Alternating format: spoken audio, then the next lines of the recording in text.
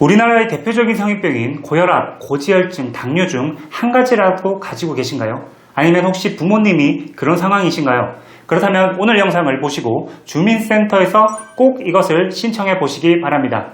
신청하지 않으면 받을 수 없는 혜택이기에 영상 끝까지 확인하셔서 놓치지 않으셨으면 좋겠습니다. 한국의 3대 성인병으로 불리는 고혈압, 고지혈, 당뇨가 무서운 이유는 갑자기 증세가 악화되었을 때 심하면 목숨을 잃을 수도 있고, 운이 좋아 병원에 가서 치료를 받더라도 그 이후의 삶의 균형이 무너질 수 있기 때문입니다. 보험 상담을 하다 보면 이런 상황을 걱정하는 분들이 꽤 많은데요. 특히 혼자 살고 계시는 부모님을 걱정하는 자녀분들이 많습니다. 제가 그럴 때마다 이 지원 정책을 알려드리고 신청하라고 말씀을 드리는데요.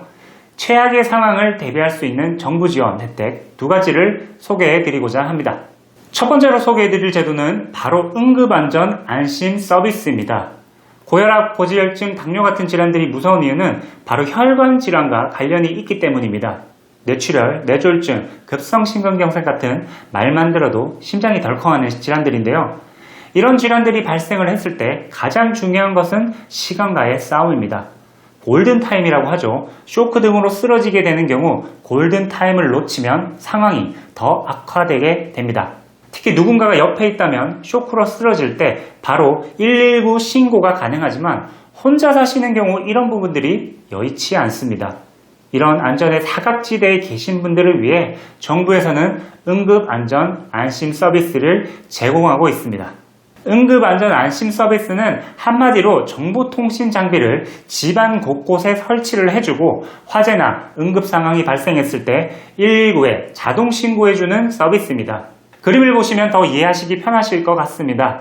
이미지를 보시면 방이 보이시죠? 응급 호출기, 게이트웨이, 화재 감지기, 출입 감지기, 활동량 감지기까지 총 5가지 장비들이 있는데요.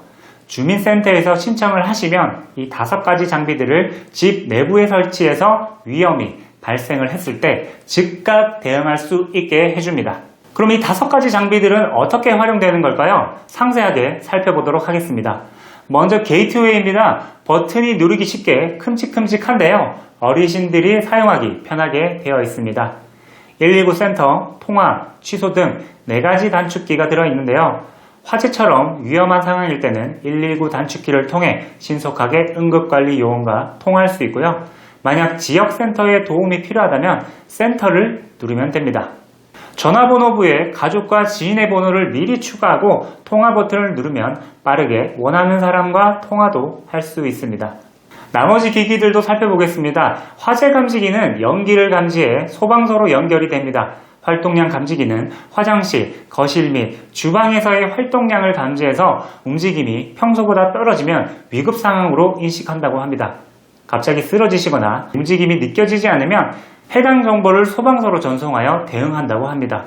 응급 호출기는 이런 식으로 벽면에 부착하고 위급 상황 발생 시 버튼을 누르면 신속하게 119로 연결이 됩니다. 마지막으로 출입 감지기는 해당 감지기가 부착된 문의 개폐 여부를 알려주는데요. 특히 응급 호출기를 제외한 나머지는 벽 위쪽에 설치되는 구조라서 설치 기사가 직접 집에 방문해 기기를 설치해 주니까 걱정하지 않으셔도 됩니다. 실제로 작년 약 24만 가구의 기기를 설치해 냄비를 태우는 등 화재 사고를 119에 곧바로 신고하거나 화장실에서 쓰러진 어르신을 응급관리 요원이 발견하는 등 총 15만 5천여 건의 응급 상황을 신속하게 대응하였다고 합니다. 만약 이런 지원을 받지 못했더라면 소중한 가족을 잃는 일도 발생을 했겠죠. 혼자 살고 계신 65세 이상 분이거나 두 분이 사시더라도 65세가 넘어가는 부모님이 계시다면 자녀분들이 꼭 신청해 주시기 바랍니다. 그러면 신청 대상과 신청 방법이 궁금하실 텐데요. 신청 대상이 다행히도 확대되었습니다. 기존에는 65세 이상의 홀로 지내시는 어르신들께만 서비스를 제공했는데요.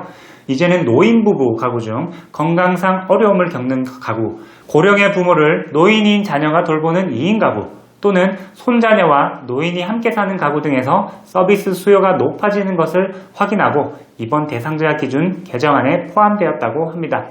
신청 대상이 맞는지는 해당 주민센터에서 확인하실 수 있고요. 신청 대상에 해당된다면 본인과 대리인이 주민센터에 직접 방문하셔서 신청하고 무료 혜택을 받아보시면 되겠습니다. 전화 문의는 129 혹은 1566-3232-71 중앙모니터센터로 연락하시면 됩니다. 두 번째 혜택은 가족들의 갑작스러운 부상으로 어려움을 겪는 경우 전 국민 모두 이용할 수 있는 긴급 돌봄 서비스라는 제도입니다. 요즘 보험 문의가 많은 간병인 보험과 비슷한 혜택인데요. 이용 조건이 따로 있습니다. 첫 번째는 돌봄 필요성, 두 번째는 긴급성, 세 번째는 보충성입니다. 이 세 가지 요건을 갖춘 분들이라면 소득 수준에 관계없이 누구나 이용할 수 있습니다. 서비스 신청이 완료되면 요양보호사분들이 가정을 방문해서 기본 돌봄이나 가사, 이동 서비스를 제공합니다. 지원 시간은 월 최대 72시간이며 하루 최대 8시간 내에 이용자가 희망하는 시간을 지원하고 30일 내에 이용을 종료해야 합니다.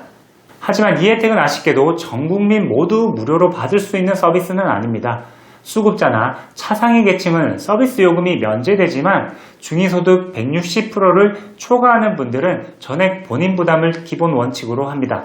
단 지자체별로 본인 부담 구간이나 비율은 다를 수 있으니 돌봄 서비스를 이용하실 분들은 한번 확인해 보셔야 합니다.